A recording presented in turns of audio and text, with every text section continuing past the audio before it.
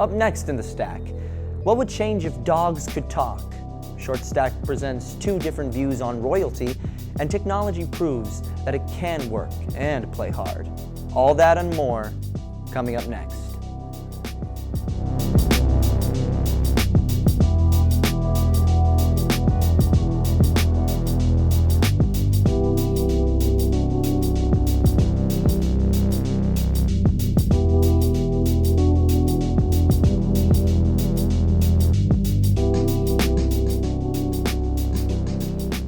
Welcome to Short Stack. I'm William Theodore Odell, your host, and Short Stack is our insider view into the thoughts, passions, and interests that define the lives of our contributors. First up, what if the world that you know really wasn't what it appears to be? Let's take a look.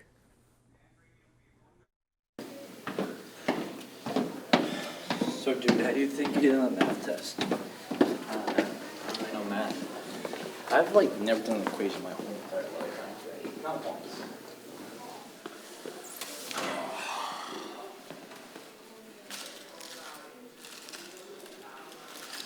It's so cold. Like the first thing I'm eating all day. That's a mistake. This is trash food. Ugh. What kind of meat do you think this is? I don't know, man. Could be dog for all we know. Okay.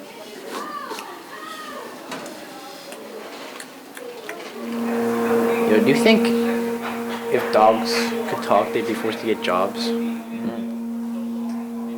Oh, maybe household dogs, like personal pets. Why just pets? Why not all pets? Well, because imagine if you and I were in that relationship, right?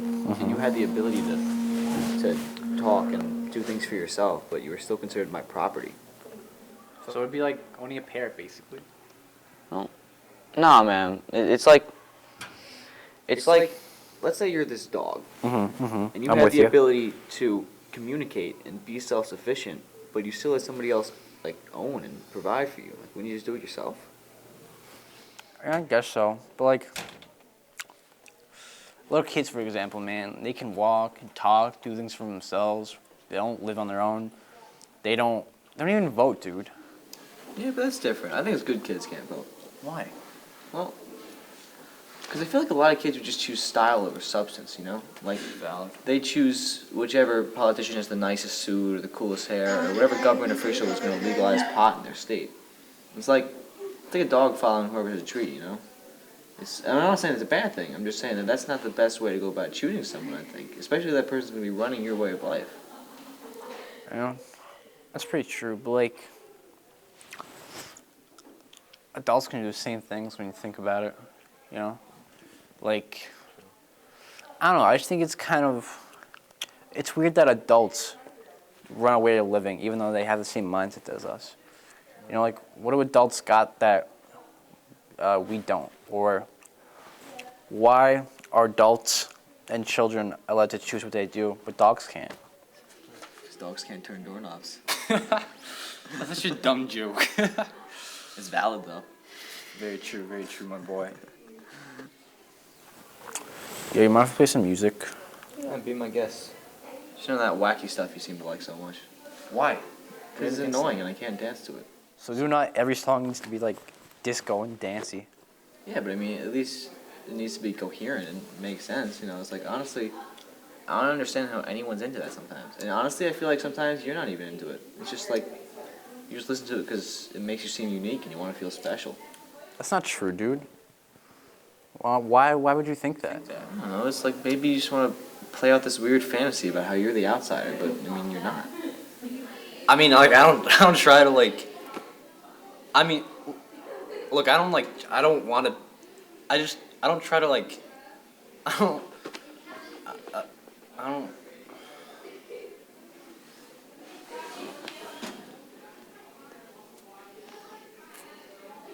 Man, Eddie, I'm sorry. I didn't mean it. I'm sorry, man. I didn't mean it. You just kind of came out. yeah. I don't like. Look, I like it because it's different. it's unique and yeah, it's noisy and it's disruptive and you can't dance to it or whatever. But like, you can still. It's like a story, you know. You know where it's gonna go. Could go either way, and I like the idea of not knowing what's gonna happen. I guess that's just me. No, I get it. Like honestly, sometimes I wish I was into that kind of wacky music. It's like, I mean, I like what I like. I'm content with it, I guess. But it's like, it's the same stuff everyone else likes. It's the same clothes everyone wears. It's the same music everyone's listening to. It's the same. I don't know. I wish that I had something that made me stand out. I want people to look at me and think, that guy's got something special about him. But you know what? Like I don't do anything special. I don't do anything unique. And honestly, I'm kind of scared to. Is that naive of me? Not entirely. I mean, I get where you're coming from. Like, you don't want to seem too out there. You know, it's daring to be different. But at the same time, I think it's important that you do go out there and you make something of yourself and you do something that nobody else has ever seen or will see. I just feel like you should go out and you should do something that's different, I suppose. And yeah, I guess these miscellaneous people are better at it because they feel more passionate about it. But like, in the end, isn't that what everybody wants? To feel important? Honestly, I wish I could get the love and recognition a dog gets sometimes, you know? Like, they get like treats and pets just for, being outside and not biting people. True. You know, like here I am, like I pee where I'm supposed to. As you I would. don't bite people, but like I don't get recognition for it just because, it's a social standard not to do that. Yeah, but you're not a wild animal. It's different. I mean, yeah, but neither are dogs. Yeah, I don't know. For example, you care more about luxury, where animals, dogs, whatever, care more about survival than comfortability.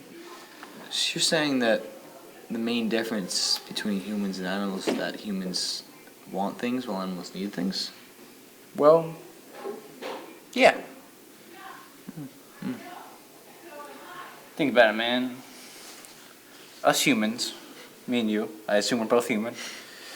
We want to turn everything in life in an avatar full of like soft pillows and king-size beds, whereas animals just sleep wherever they want, man. They'll pass out like mid-running. You know? It's kind of like we have to go to the well, we don't have to, but we prefer to go to the supermarket and get pre-made food, where animals rather just like hunt for their food. We use money and they don't, That's fair. I mean, I get what you're saying. That's true. But I feel like the main thing that differentiates humans and animals is that we have the ability to think and to plan ahead. Well, then we retain that information and we call upon it later. Well, animals, they just kind of live day by day. I suppose. Like I said, we only know how to live, we only know to exist because of the ideas people implemented on us. And like, we're not even us. We're just kind of characters made up by others. Oh, man. Do you think so? I don't know. Good question. Yeah, we should probably get to class. Yeah, I guess so, man. Wait, do you really think that? Or are you just programmed to think that? Joining us now is Mr. Eddie McCarthy himself. Thank you for joining us on Short Stack. How are you today? Thank you for having me, baby. I'm Peachy Keen. I see you're wearing a hat right now, and just to be like you, I actually have a hat myself. Just like everyone else trying to be like me. Well, I actually have some questions for your film. Ask away.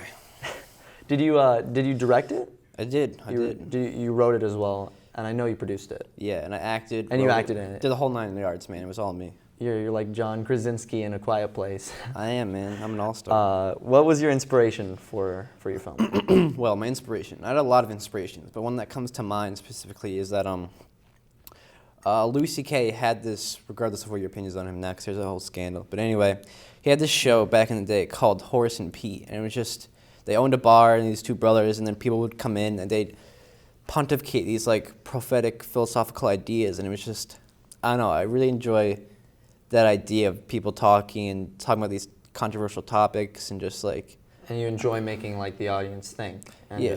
just take these home with them. Yeah, So they exactly, talk man. about it with other people. yeah, and like get their opinions on it. Yeah, You know? that's interesting. Thank you. So you told us what your inspiration was. Why would you make something like this? Just cause or? Kind of boredom, but also because I want to make a short film. I've been wanting to do that for a while, and I want to give people a conversational topic they can bring up with their friends and like have their own opinions about. I mean, with this short film, I just kind of spewed my own opinions about it, which is it's whatever. A lot of people do that, but I want people to like bring it to their friends and talk about it with them and just kind of stir up some interesting conversations, I suppose, and like bring people out of themselves. That's interesting. And who are the people in the film? People are Like the characters, not the actors. the characters. Because like I Thank you know for you're one. specifying that. The character. It's a kind of an amalgamation between my ideas, other people's ideas. Some of this is based off of real conversations I've had with people. Oh, so it's like Quentin Tarantino. Yeah, exactly. Liam Lynch, for example, me and him talk about is the interest in the avant-garde reel that happens over there in the movie. What? That's nice. I said. Oh, thanks. And so you said you wrote it. What happened when making something like this? What did you need? Oh my God, dude, it's so stressful. I hated doing it. I don't even know if it's worth it. I mean, I hope it is, but like, we'll see.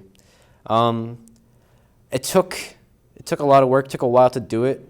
Especially I did it by myself because I asked people to shoot it for me, but then they'd bail on me, so I had to do it myself. Thank God, Aiden Finn, shout out baby, was always there for me, always helped me out, and I really appreciate him for that. Oh, that's wonderful. And as an artist, what was like a struggle that you had while doing it? Just mainly people not being there for me and helping me out, usually. And then my computer kept crashing, so I had to keep restarting. Yeah, that's like a problem with editing and stuff, right? Yeah, it's Just always like- it's a cliche too, Yeah. But it was just watching it just now with you. It would just seem very interesting, and we Thank were you. talking about it, and just the thoughts you had, and what you really want to convey to your audience. I just really find it powerful and meaningful. I Just appreciate want to that, thank baby. you for something like that. Oh, am I blushing? Oh my God. Oh. You're so funny. I like to think so. Um, If there's one thing I'd like to bring up that was kind of funny, you talked about struggles earlier, or just like a little insider, a little behind the scenes for you kids at home.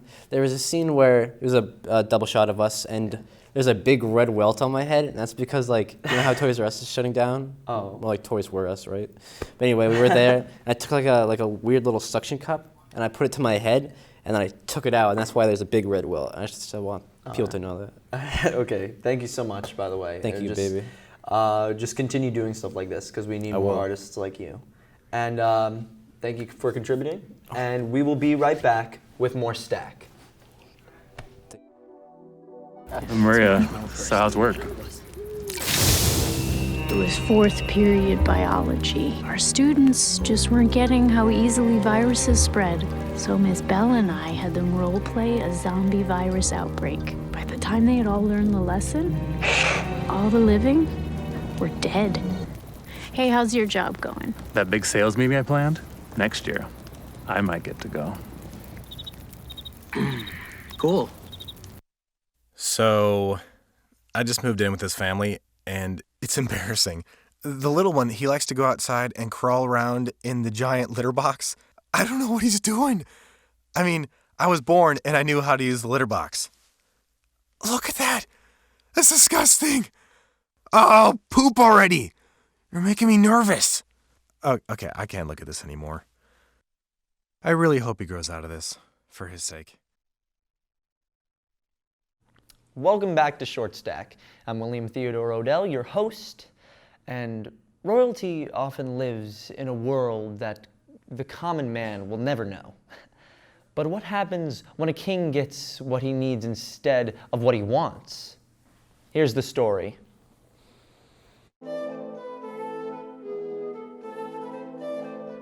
A long time ago, back when kings and queens ruled, There was one king who wanted the finest pair of shoes in all of the land. The king's name was King Benjamin. King Benjamin had all the best things, such as a luxurious castle and lovely clothes. But he felt his shoes were far less delightful than they ought to be. Since King Benjamin wanted the best pair of shoes, he had one of his trusted knights scour the land looking for shoemakers who would suit the king's desires. The knight returned 3 weeks later with news for the king. He had found 3 shoemakers who might be able to make the king the shoes he wished for. The first shoemaker had been making shoes since he was a little boy. The shoemaker brought the pair of his finest shoes to show the king. The king felt the shoes were somewhat amazing, but they were not the ones for him. There has to be a better pair of shoes out there, stated the king. But sir, the shoemaker stated, these shoes are made from gold fabric and have been blessed by the Pope. Why aren't these shoes the best you've seen? They are made from the best materials in the land, and I don't understand.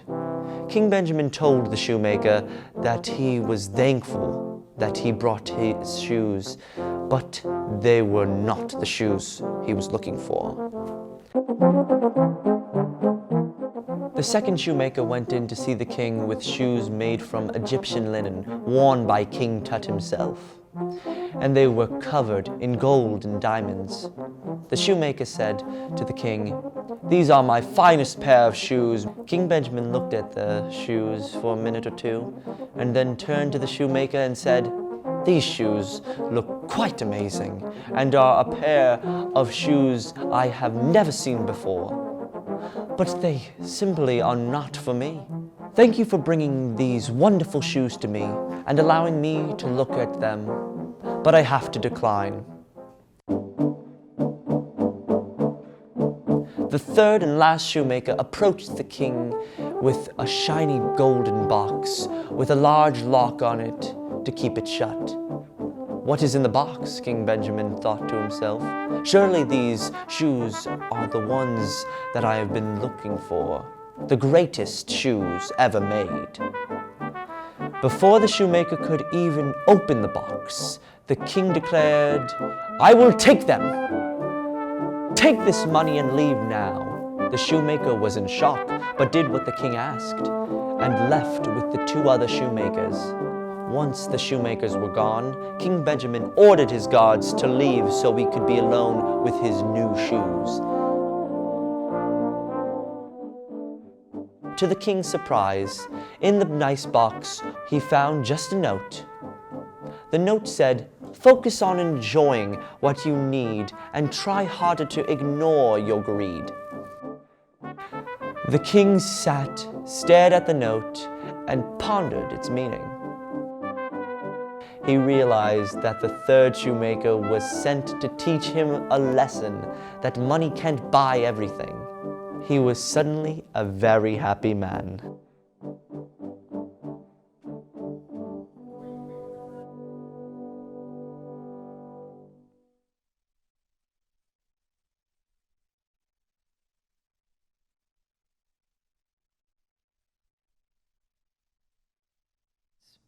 In keeping with our royalty theme, Ethan McGuire provides the following meal review from an unsuspect source.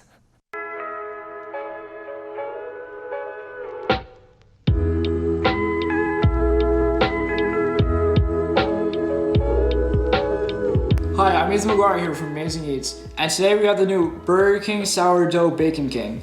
I got a single because might as well just get started off small. See, this isn't your everyday cheeseburger. It's a cheeseburger with the new bun, with onions and the new tomato pepper sauce. It's very soft, and I like the added tomato pepper sauce. It's not like a ketchup, but you definitely taste the tomato in there. The bacon adds extra flavor, and I like how soft the bun is. And also the cheese is melted onto the burger, so that adds to the flavor. Now to try this lemonade. That's actually really good. It combined my two favorite things, Fanta and lemonade. The taste is outstanding. I don't like the presentation of it, but then again, it's $5 at Burger King. So what can you expect? For the marketing, I haven't really seen this around, but like if you're into fast food, then you're obviously gonna know about it. But this is really good. Out of everything I've ever gotten from fast food, this is an 8 out of 10. I would definitely recommend this to anyone that doesn't know what they want to get, and it's an easy order, and it tastes really good. It's weird because it has this weird, unique taste to grill that not a lot of fast foods have, such as McDonald's and Wendy's. Burger King did a really good job with this sandwich. Don't go away, Short Stack will be right back. Try getting dumped by a tennis ball.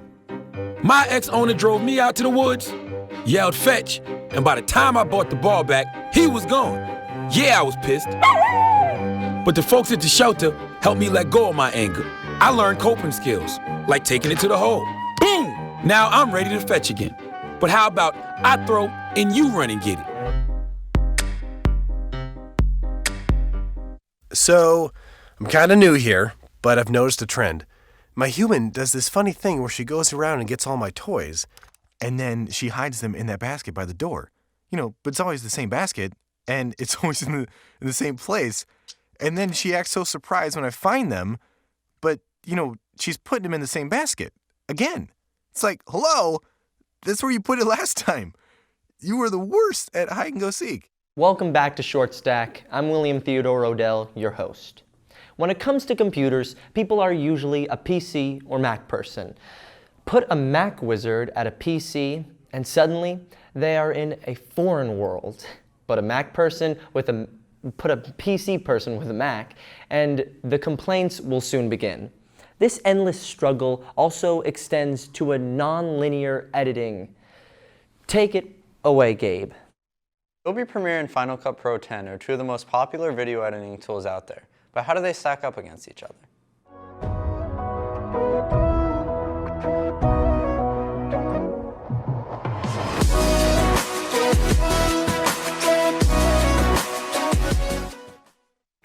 The debate has gone on for years about which was better, Final Cut or Premiere. But in 2017, how do these two stack up? For our testing, we were using the newest versions of both Final Cut and Premiere. So for Final Cut, that is 10.3.4, and for Premiere, that is the newest Premiere 2017 CC.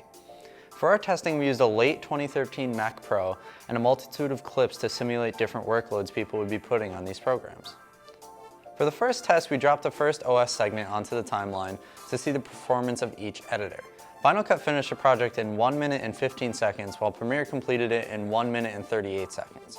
Now, this is a very marginal victory for Final Cut and at only 23 seconds, and won't really make a difference in the real world. Now for our next test, we decided to test a small video with color correction. In Final Cut, this is a very simple process that just involves moving a color wheel. In Premiere, this process is slightly more complicated, but the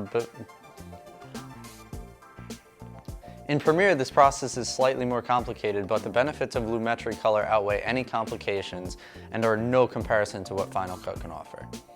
And render times weren't that far off either, with Final Cut finishing in 46 seconds and Premiere finishing in 57 seconds, an 11-second delta.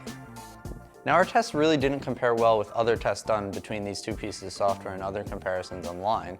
People saw as much as 500% deltas between Final Cut and Premiere and export times. So what's different about our tests? Well, doing some further research revealed two interesting things. First, that the background rendering on Final Cut really benefited mid-sized clips, and second, that the Mac Pro we are using could be holding us back in terms of performance. For both pieces of software. So first we tested the mid-sized clip and loaded in a 5-minute clip onto both timelines and added some color effects and color correction. Then we tested the render time. Now we really got to see the benefits of Final Cut shine. Final Cut finished the project in 7 minutes and 18 seconds, while Premiere took 35 minutes and 5 seconds, making Final Cut's export time almost 5 times faster than Premiere's. Now, I stated earlier that the Mac Pro we are using could be holding us back, But how could Apple's flagship Mac be holding back both Premiere and Final Cut, a software they designed, from its peak performance? Well, Apple hasn't updated the Mac Pro since 2013. The processor in the Mac Pro is from 2013, while the newest MacBook Pro is from 2017, which means a laptop will likely outperform our old Mac Pro. And as Apple updates all their computers to the newer processors, companies like Adobe and Apple will tailor their software to better use the new hardware. Now, the conclusion for this video should be very easy, right? Since Final Cut won in every scenario we put it through, it's the better program. Not really. It is slightly more complicated than that. While Final Cut's background rendering and simple user interface makes it great for simple video edits and on-the-go editing due to its optimization with macOS, it cannot hold up in a professional space against Premiere. For stuff like color work, Lumetri is light years ahead of what Final Cut can offer, and multicam edits are much simpler on Premiere. And one of the greatest benefits of Final Cut, the background rendering and transcoding, is the largest thing holding it back during large edits and doing multicam projects. When doing large edits and multicam projects in Final Cut, it's not the export time you have to be concerned with, but rather the import time. The import on Premiere can be completed in minutes, while the import time on Final Cut can take up to an hour. This means that you must wait a long time to even start working on your project. Another feature of Adobe Premiere is the tight integration with other Adobe products and services. The seamless transition between Photoshop, After Effects, Premiere, Media Encoder, and other programs is something that Final Cut can't offer. Even though Apple does have competitors to these projects like Compressor and Motion, they lack key features and customization options that are important in a professional workspace. And with Final Cut, you are tied to a Mac at all times. While the Adobe ecosystem is OS independent, and you could start a project on a Mac and finish it on a PC. This versatility makes Adobe Premiere a clear winner in the professional space. So in conclusion, Final Cut and Premiere both have their place in the video editing space, but much like their computers as of late, Apple has positioned Final Cut as a more prosumer-focused software with features like faster export times due to background rendering, a simple user interface, better battery life while editing. Premiere, on the other hand, has all the features you need if you plan on doing professional work, with complex color options, better multicam support, and a more robust software ecosystem to help finish tasks faster and with higher quality. But if we had to choose one, we would give the nod to Premiere because of its tight integration with other Adobe apps and its cross-platform support. So thanks for watching and stay tuned for another episode of The OS. Computers aren't always used for work, though. Sometimes people just want to play games. With a look back at the top 10 most influential video games of all time is WVTV's resident Top 10 guru. Welcome to the first ever episode of Top 10s, giving you a list of 10 things that have been involved with the certain topic displayed on the list. It'll be rated from number 10, the least influential, to the number 1, the most influential. Today, I'll be counting down the top 10 most influential video games of both the 20th and 21st centuries. This list will discuss the games that brought a new age of genres to graphics and more. So let's get started. For number 10 is Angry Birds. Sure, you might be confused about the first entry to this list, but in its popularity and impact to the mobile industry, it's the reason that it's on the list. With over 1 billion downloads in total, making a transition into consoles and getting its own movie, its popularity still reigns on with various follow-up games and crossovers with various franchises like Star Wars and Transformers. Number 9 is Street Fighter II. Who doesn't love fighting games? This one has made the genre strong and mainstream. Back in 1992, Capcom released a sequel to their fighting game Street Fighter from 1987, and this game proved how a sequel can be better than the original, becoming one of the highest grossing games of all time, making up to $10 billion. Number 8 is World of Warcraft. This game has shaped what the MMORPG genre can do, and how greatly it can advance itself in popularity. Released in 2004 by Blizzard, the people that'll later make Overwatch, it showed how much of an impact it's made, and getting its own movie, which was left with negative reviews from critics, and another sequel that'll be released in September. Number 7 is Final Fantasy. Going back in the RPG genre, we have this classic that started the whole trend. It was released back in the late 80s and influenced many RPGs to come, spawning various sequels like the very popular Final Fantasy VII to crossover games like Kingdom Hearts. Number 6 is Tetris. I'm sure many people have played this game at least once in their life, and for good reason. Tetris is a surprisingly successful game, all just about fitting 4 block shapes, or tetramados, into spaces, and the general goal is to make sure the stack doesn't touch the top of the screen. For almost 35 years, it has been an instant favorite among players and remains as one of the most famous puzzle video games. Number 5 is Dragon's Lair. When you want to talk about advancing in graphics from the 80s, look no further than Dragon's Lair. This game evolved the gaming industry in 2 ways, where every choice you make matters in the game, and another is the animation. Beautifully animated by Don Bluth himself, the guy responsible for movies like Secret of NIMH and Anastasia, it was so successful that Bluth made another game with Space Ace, and now he's currently in development of a movie adaptation of Dragon's Lair. Number 4 is Donkey Kong. What's the biggest video game icon without his first appearance? As Mario, or in this case Jumpman, fights Donkey Kong to save his girlfriend. As simple as a concept this is, the game was able to become the baseline for characters like Mario, Princess Peach, and Donkey Kong, creating the powerhouse known as Nintendo today. Number 3 is Pac-Man.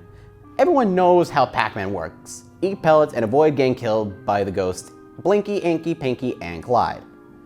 This was such a recognizable figure ever since it was released back in 1980. Making its way into pop culture with a couple TV shows, a spin-off game with Ms. Pac-Man, and appearances in movies like Wreck-It Ralph and the not-so-good Pixels. Number 2 is Asteroids. Sure, nowadays people don't talk about this game much, but looking into it, this is a massive advancement for its time, showing how the graphics look amazing and how the graphics can make the ship fly so smoothly and rotate in any direction. It really was the most advanced movement in any video game until the 32-bit era, and this game was released back in 1979, before Pac-Man or Mario. And number 1 is Pong. When you really look into Pong, it brought the age of video games in general to life. Back in 1972, Atari released the first mainstream game to ever exist. And even though its home console wasn't the first of the bunch, it was also the first really popular home console. In all, with having the first big name home console and being the first big name game in general, it basically made the entire future of the next 7 generations of video games to come after this. So it was an easy choice to put Pong as the number 1 most influential video game. A couple of quick honorable mentions to Galaga, Space Invaders, and Breakout. They all were big games in their times, but they faded away to games like Asteroids, which in itself was faded away by Pac-Man and Donkey Kong. Call it a double fade, if you will. I hope you guys enjoyed the first episode of Top 10s. Thank you for watching. Go and vote for the next countdown here, and I will be working on what will be next on Top 10s. I will see you guys in the next episode. Thank you so much for that video game review, and don't go away, because Short Stack will be right back.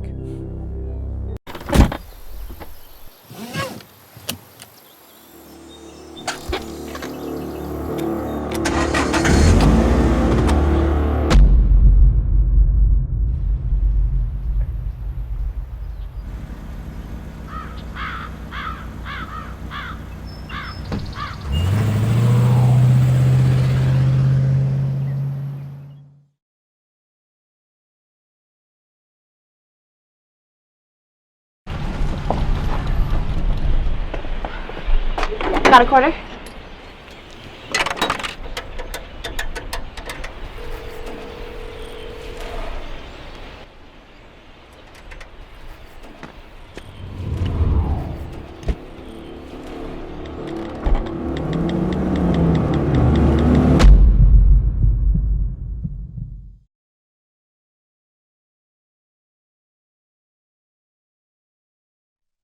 Theodore Odell, and you're watching Short Stack.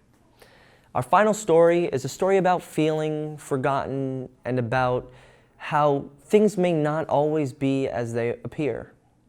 A special thanks to Brooke Nielsen, Samantha Buckley, Ariana Mendez, and Mike Goronsky for the team effort in putting that feature together. Buster is a dog. He is a very big dog with yellow fur and a big black nose. Buster lives with his owner, Connor. Connor loves Buster more than anything in the world, and Buster loves Connor too. One morning, Connor ran out of the house in a hurry. Buster was left inside, wondering what was going on. Buster ran to the kitchen to see what Connor left him for breakfast, but his bowl was empty. Oh no, Buster thought. I'm so hungry for breakfast, but there's no food in my bowl. Buster didn't know what he was supposed to do. He needed to get some food, but where could he get it? He decided to run outside to ask his friends if they had any food. First, Buster saw Mr. Bird up in the tree in his front yard. "Good morning, Mr. Bird. Do you have any food that I could eat?" Buster asked. "I'm sorry, Buster, I don't have any food at all," Mr. Bird replied. "Maybe you should ask Miss Cat if she has any." "It's okay, good idea, I'll ask Miss Cat," Buster said as he walked away from Mr. Bird. Buster wandered down his road to see where Miss Cat might be. He saw Miss Cat across the street watering her flowers.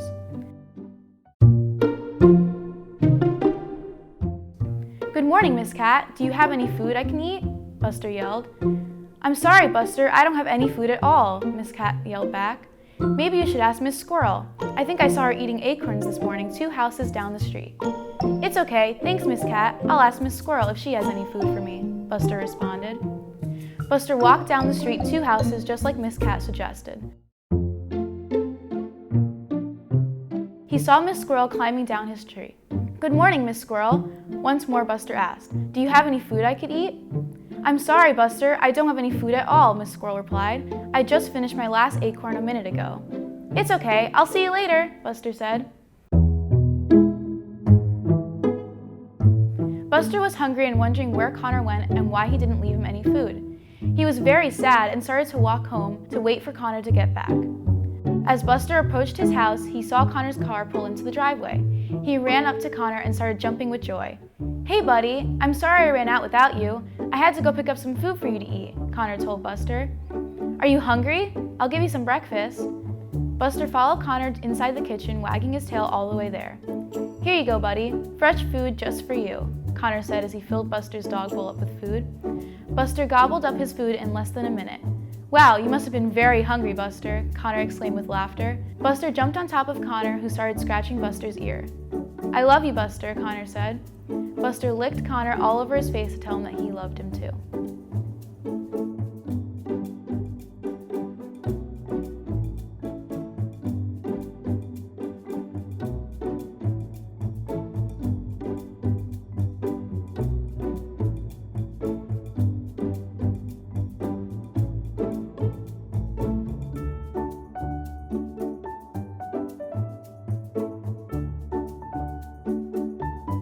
If you're a creative soul and want to share your passion and interests with others, know that there's always room for you in the stack. For Short Stack, I'm William Theodore Odell. Catch you next time.